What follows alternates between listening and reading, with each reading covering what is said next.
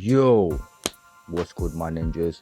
Back again with another video. If you're new to the channel, I welcome you to subscribe. I'm going to be bringing you production tips, weekly videos, beats, and general progress on how I get on as being a producer. Today, we're going to be mixing down a track from start to finish. This track was sent in by a very talented producer, singer, drummer, guitarist, goes by the name of Shoparo. Going to be leaving his socials, contact information, and all that in the description below. And if you get a second, definitely go check him out. But after this video, yeah, so go check him out. And without further ado, let's get into the video and see how I mix down a track from start to finish. Let's go. Alright, so here's the track that we're working on today. Just so you know, we've got some hidden tracks here. These are all the effects, and this is the full bounce of the track that was sent to me. And alright, let's get into it. First, so I've relabeled these just so I know what I'm working with here. These are the drums. Let's just solo out. I'm going to solo these drums out so you can hear the changes that I'm making.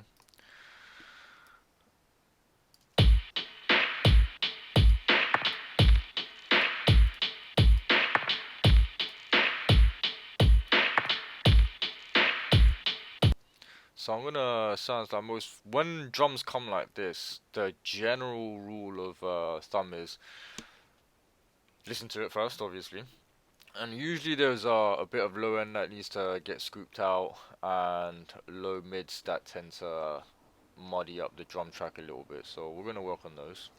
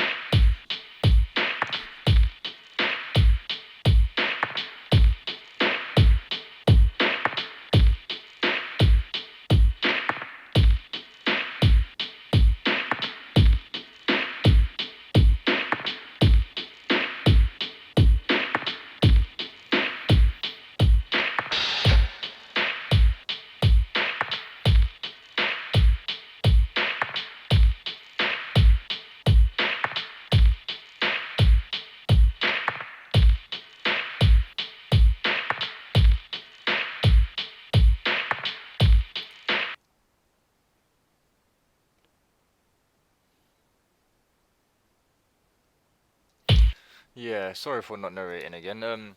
So I'm just scanning through the frequencies and looking for some sweet spots, and I'm looking for some not so sweet spots. So here I found it was a bit nasally, I think is the word. And yeah, I just thought I'd just give it a little cut there to separate the kick and the snare, because it's a lo-fi track. I find it's very easy to muddy the snare and the kick together, but you don't want to separate them too much, then you know it takes away from the lo-fi feel. So I think this accent here gives it that new jack type of snare sound, that old school snare feel to it.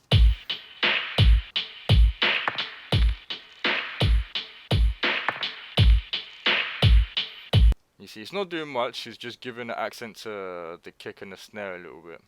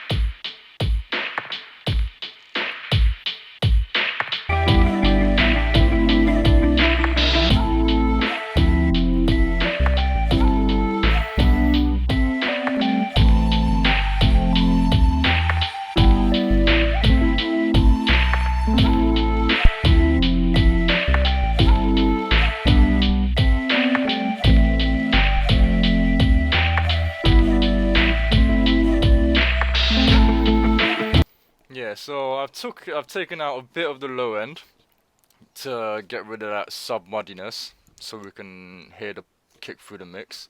Took out a little bit of the low mids to separate the kick and the snare, and then gave it a little bit of a boost. Well, I say a little bit, but gave it a boost around. I think what's that? This is almost 8K there, just to give the snare a bit more of a snap, a bit more clarity as well, and just taking off a little bit of the high-end harshness that came with the boosts.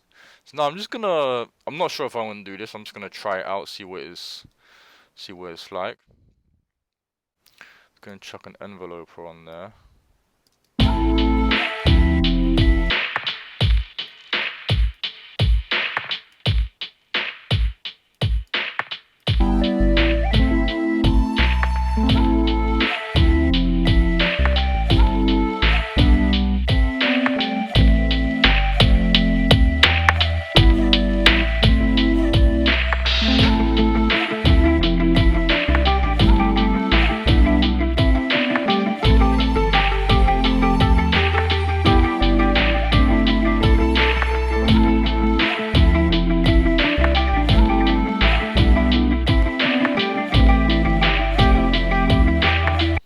Yeah, I don't think it needs it.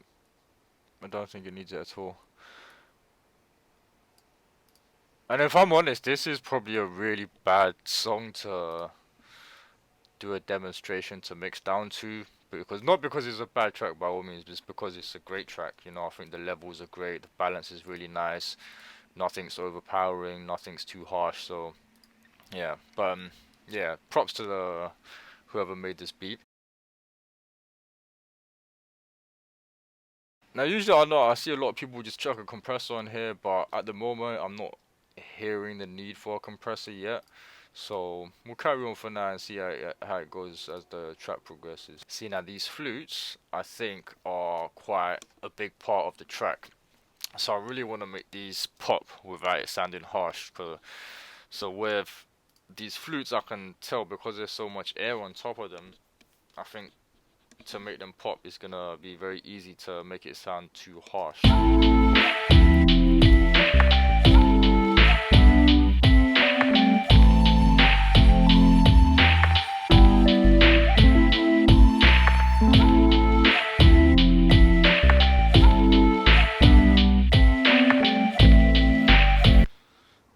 we're gonna do the same with the drums. I'm just gonna try and locate a couple of the sweet spots. Yeah, see, right there I'm getting this really, I don't know what I'm getting, I just don't like it. Yeah, so again I rolled off a bit at the low end. I found the muddiness of the track that I didn't like, took that out and just give it a bit of a boost, a shelf boost here, to just give it a lift, at least a little bit of a lift. That's off.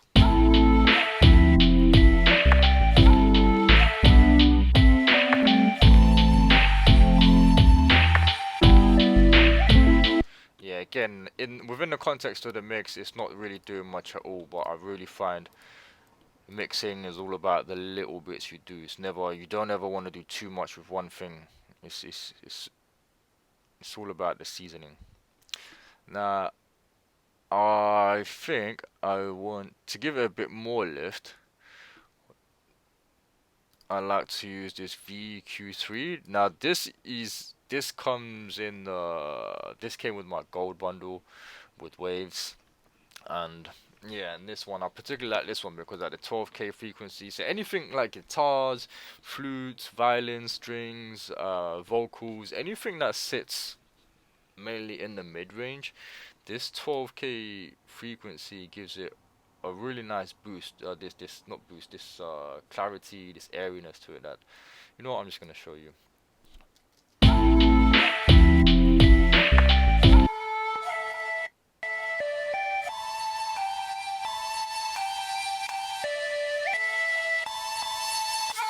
Obviously, that's the extreme side of it.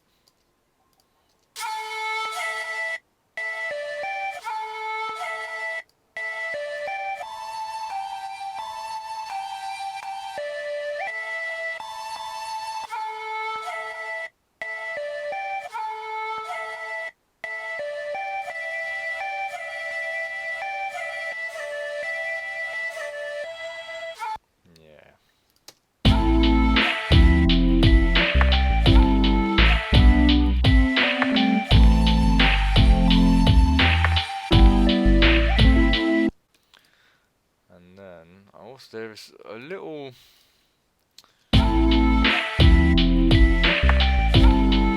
Yeah, I think as it's a sample chop, there's a bit of at the beginning of the sample that's just a little slight clicky, and I'm gonna try and get rid of that. How would I do that? What could I use?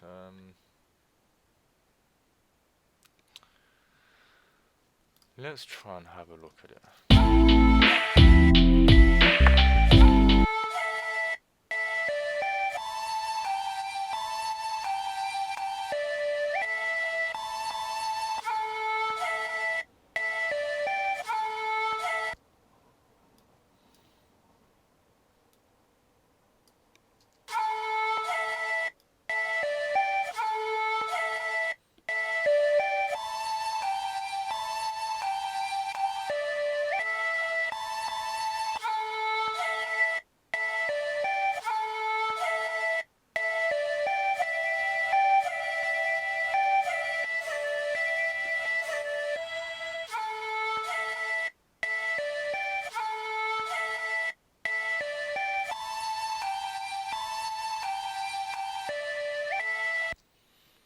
Alright. So yeah, this the Logic standard EQ. This one I will use visually because when there's I find some dissonance that is quite hard to locate. I like this visualizer because you can see what's happening. And yeah, sometimes you won't even notice the low end, so I just take out the low ends just out of habit sometimes. And even this doesn't seem like it's doing enough. So it's good to know at least we can see it there. So I mean, it's good to have different plugins just so you can have the option. So I like the REQ because you can't see it. It forces you to use your ears. This way you deliver the right EQ to the track and you don't do anything unnecessary. And with the visual EQs, I mean, it's great because then you can see stuff that doesn't happen, that you don't hear. So yeah, definitely get used to using both for different ones.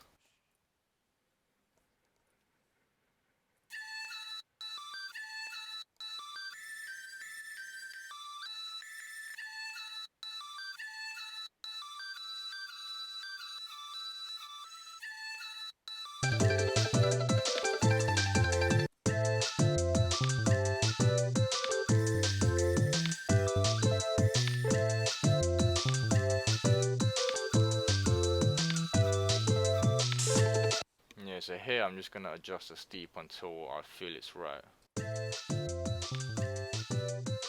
Yeah, I'm not gonna get too deep into it because right now I'm mixed on headphones for the sake of the video, so yeah, I can't really hear the sub lows as much or as well on these headphones. Yeah, see, just a bit of EQ just makes those flutes pop a bit more. And let's move on to the next part. What is going on here?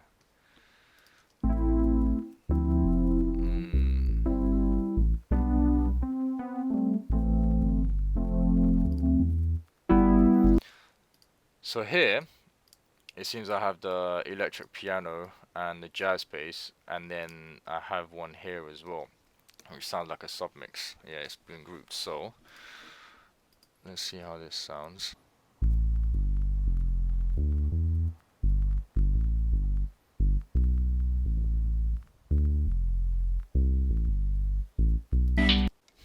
See, now this part is the interesting part. Now he sent me this, and there's a lot of fuzz on this jazz bass, but I can obviously see it's a vintage vinyl jazz bass. Now, if I didn't see that, I think I would have taken that fuzz, the high end out, just because I like to have a nice clean DI bass going into my tracks, and then other stuff happening around it. So now as a mix engineer, now you got to make the decision: do you now step into the creative control of the track, or do you stick to your engineering traits and do what you've been told? Because I feel it already has enough static from the drums.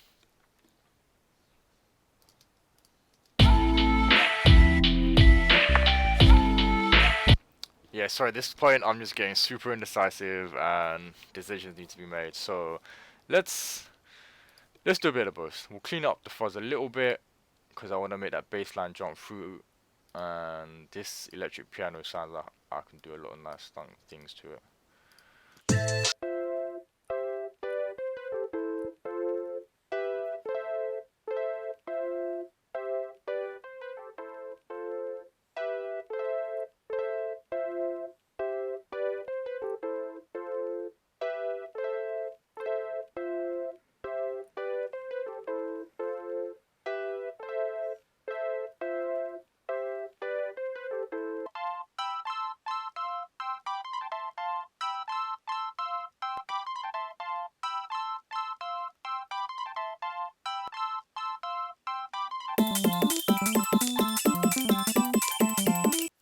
Let's give this a little reverb.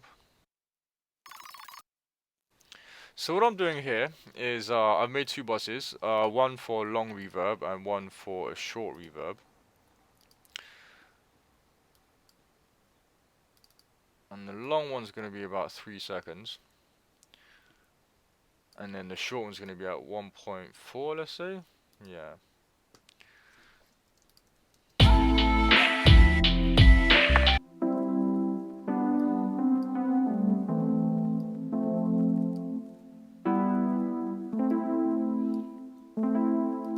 Yeah, I just find that having two reverbs, one long, one short, gives the instrument a little bit of outdoor space, I feel, rather than just having one reverb on it. Now you got to be very careful with this because when you chuck two reverbs on, it can very quickly and very easily muddy up your track. So use it sparingly and experiment with it, learn what works well, what doesn't work well. And yeah, generally, especially on the longer reverb, I will chuck an EQ on there. That's to take out all the lows.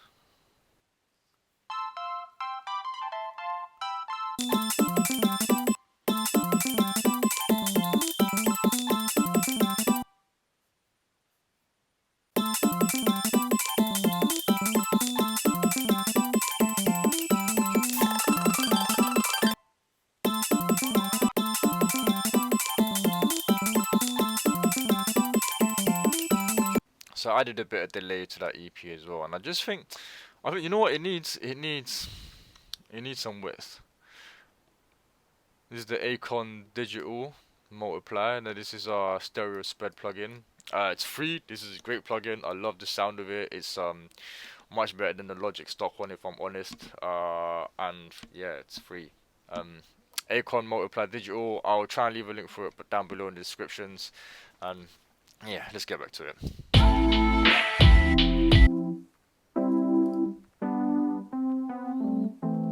That's off.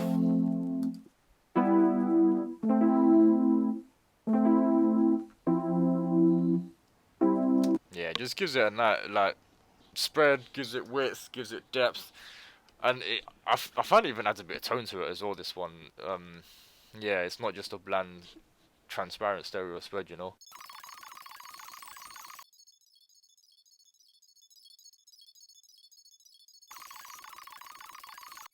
Let's move on to the bass.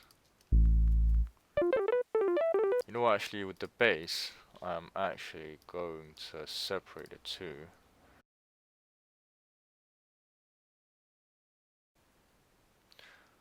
Yeah, so with basses and bass lines, sometimes I like to separate the two, so I'll have one lows for the sub lows and then one for the top end of the highs.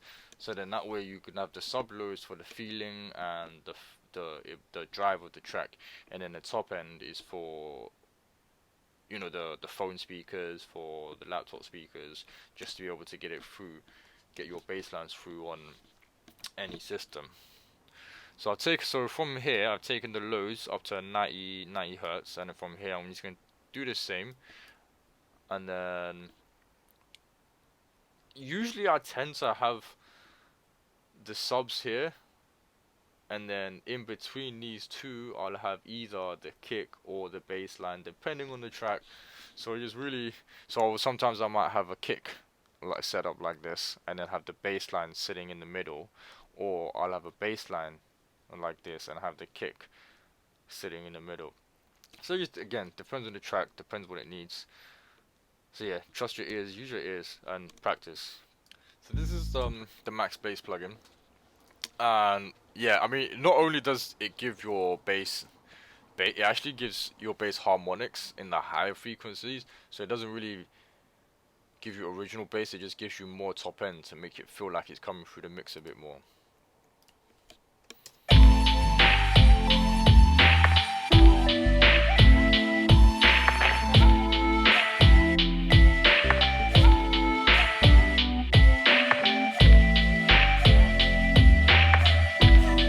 That's one heck of a tune!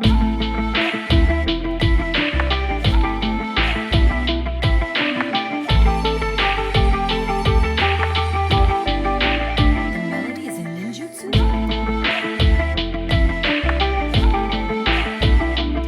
Yeah, so usually I'd actually A/B this between headphones, monitors, and a subwoofer just to get a feel of all three of the tracks settings.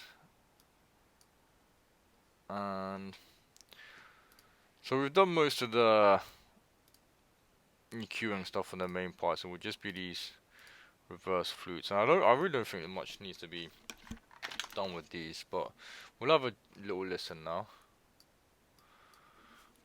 The melody is a ninjutsu? That's right! I had so much power, my whole body was coursing with chakra!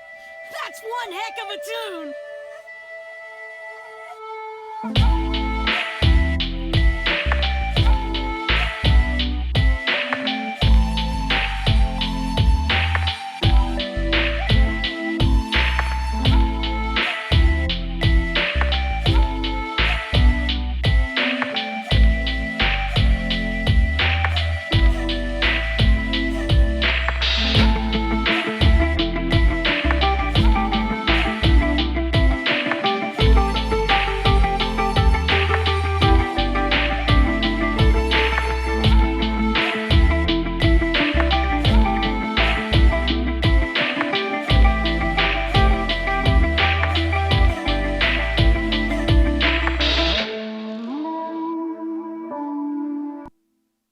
So as you can, now that we've mixed the drums, bass, and the electric pianos, the guitar is coming through a bit too strong now. But if I'm honest, I do really like the guitars. I really like the feel of it. So I don't want to bring it down too much. So let's just see where we're at with the guitars.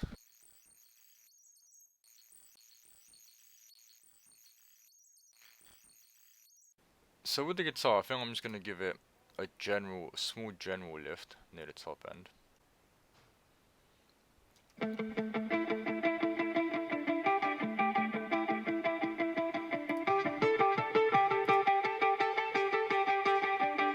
But there's still definitely a little harshness that I want to try and get rid of.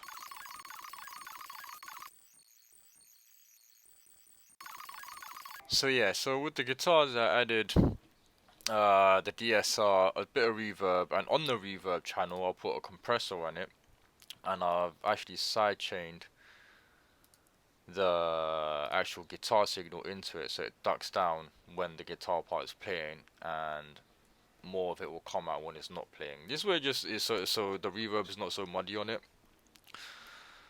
We'll pull it back a bit.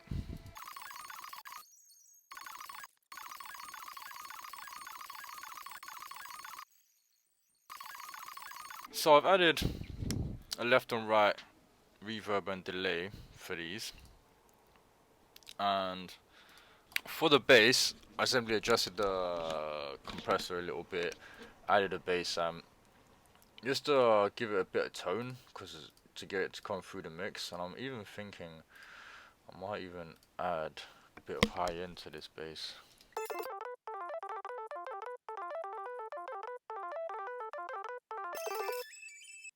Alright, so now I'm just gonna bust these guitars.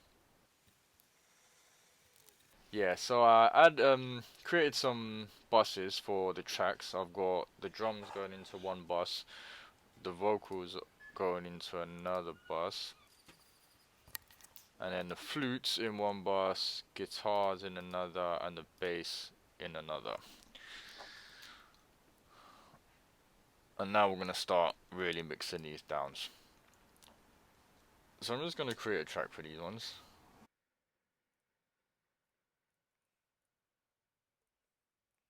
Now I'm going to start adding some effects to the flutes and stuff, but I want to add them to the buses so then they all sound like they're in the same place. The melody is a ninjutsu? That's right! I had so much power, my whole body was coursing with chakra! That's one heck of a tune!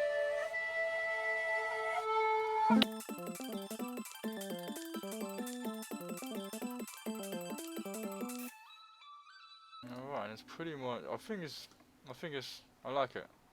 I like it. And I'm just going to do a couple of things on the stereo bus. And chuck another compressor on there.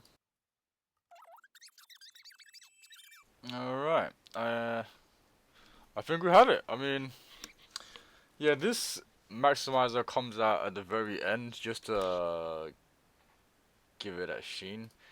I mean, I'm not sure if it does need more sheen, because as it is a lo-fi track, I don't want to make it too clean and make it too commercialized, as some might say. I mean, let me know what you think. If you like it, if you don't like it, yeah, I just do this for fun. And yeah, that's pretty much what I do for mixes.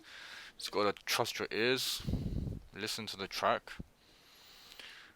do what it needs to, know your plugins, know what works, know what doesn't. Hope you enjoyed the video. So I'm just gonna let the track play out for the rest of the video now. Hope you enjoy. The melody is a ninjutsu? That's right! I had so much power, my whole body was coursing with chakra! That's one heck of a tune!